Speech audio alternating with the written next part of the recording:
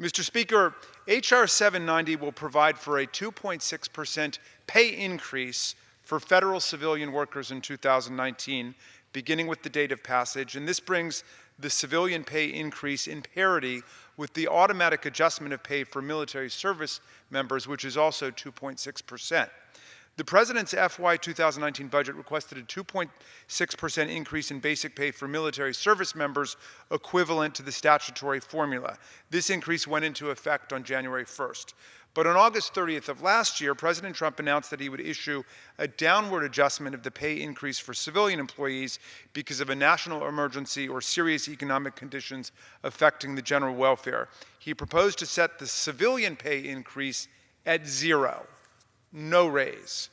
On December 28th of last year, he followed through on this announcement by signing an executive order overriding the automatic 2.1% pay increase civilian workers were set to receive and replacing it with 0.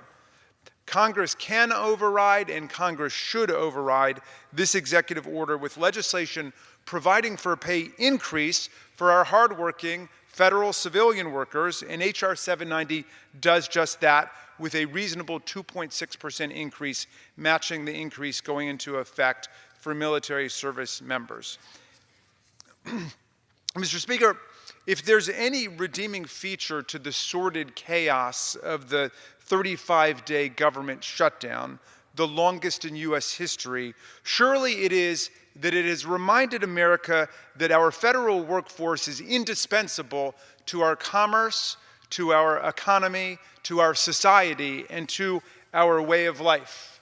We have been reminded that if you take away the air traffic controllers, you take away air travel. If you take away the transportation security agents, you take away transportation security. If you take away the park service rangers and the park service maintenance personnel, you take away our ability to enjoy the national parks free of litter and garbage and backed up sewage and criminal activity. If you take away the food safety inspectors from the FDA and other agencies, you threaten the food supply with E. coli and salmonella and insect infestation. If you shut down the EPA, you empower the polluters to foul the air and dirty the waters.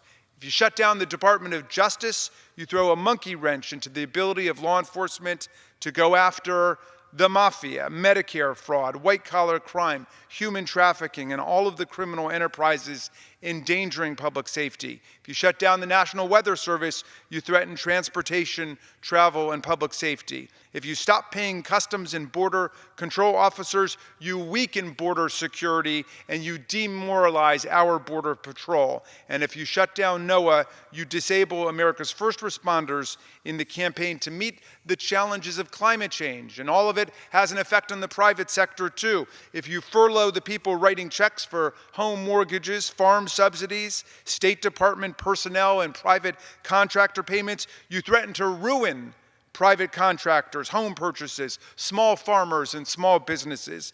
If you were to cut off the VA, you would cut off the veterans, and if you were to pull the plug on the Social Security Administration, you would threaten tens of millions of Americans who depend on Social Security. The contribution that more than 2.1 million federal employees make to our country is indispensable, it is incalculable, and it is irreplaceable.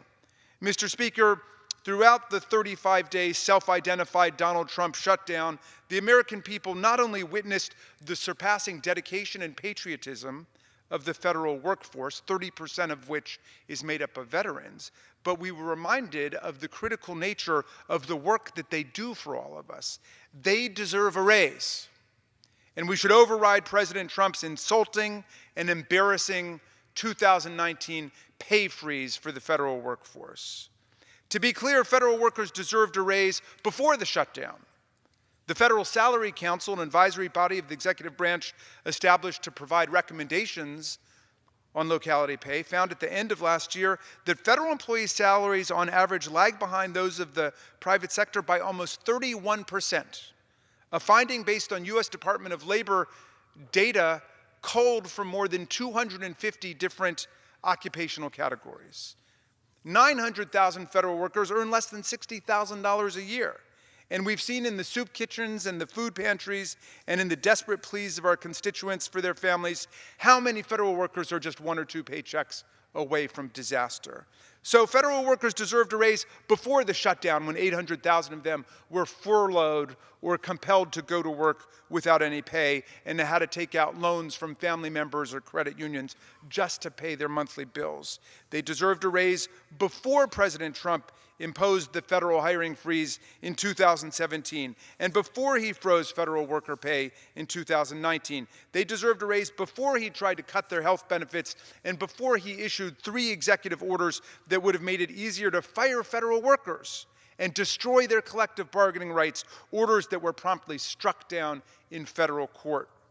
But if the federal workers deserved a raise and needed one before President Trump declared war on the workforce of America, before Steve Bannon defined the goal of the administration as deconstruction of the administrative state, before they were derided by the president as Democrats and vilified as the deep state, surely the economic and moral debacle of the shutdown makes this modest 2.6% pay raise a powerful and inescapable imperative today. Mr. Speaker, the federal government simply must do much better as an employer of our own people. How many private employers would try to retain their best workers and attract great new workers by attacking and furloughing the workforce, by accusing the employees of disloyalty, by freezing their pay, and then by compelling them to work for 35 days with no salary at all? It would never work for the vast majority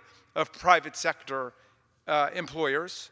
And all over America, we read of workers demoralized and defeated, thinking of leaving their federal jobs because of the sheer folly and cruelty of this most recent episode, and because the president, I am sorry to report, is again threatening another shutdown with nothing but complicity from many of our friends across the aisle. And on top of all the anxiety induced by the shutdown, we know that between 30 and 35% of the federal workforce is eligible to retire within the next 5 years. How will we replace them and replenish the ranks of this embattled and besieged workforce? These are our people, Mr. Speaker. These are our workers. These are our constituents. These are the people who make America work.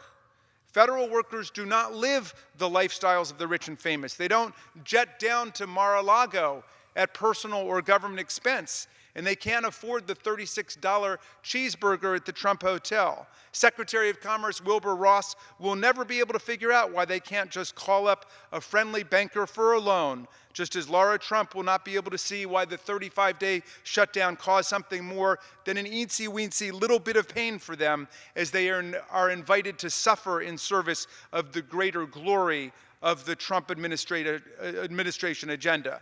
Our public servants, civilian and military alike, deserve better from us. Whether they work as a civilian officer or a uniformed officer at the Pentagon, whether they are safeguarding air travel or the air or the water or the climate or our food supply, whether they are taking care of our treasured national parks or treating breast cancer patients or finding the cure for cystic fibrosis or multiple sclerosis or running our museums or cutting Social Security checks or preparing the president's meals at the White House or guarding the coastline with the Coast Guard or making the justice system work as judges, prosecutors, defenders, clerks, or marshals, they deserve better from us. And they need a pay raise, not a pay freeze. They deserve our respect, not our contempt. They don't ask to be deified, but they don't deserve to be demonized. They have an important job to do. Let's pay them for it. Let's invest in our federal workforce. We urge all of our colleagues to come together to pass H.R. 790, the Federal Civilian Workforce Pay Raise Fairness Act of 2019. Mr. Speaker, I reserve the balance of my time.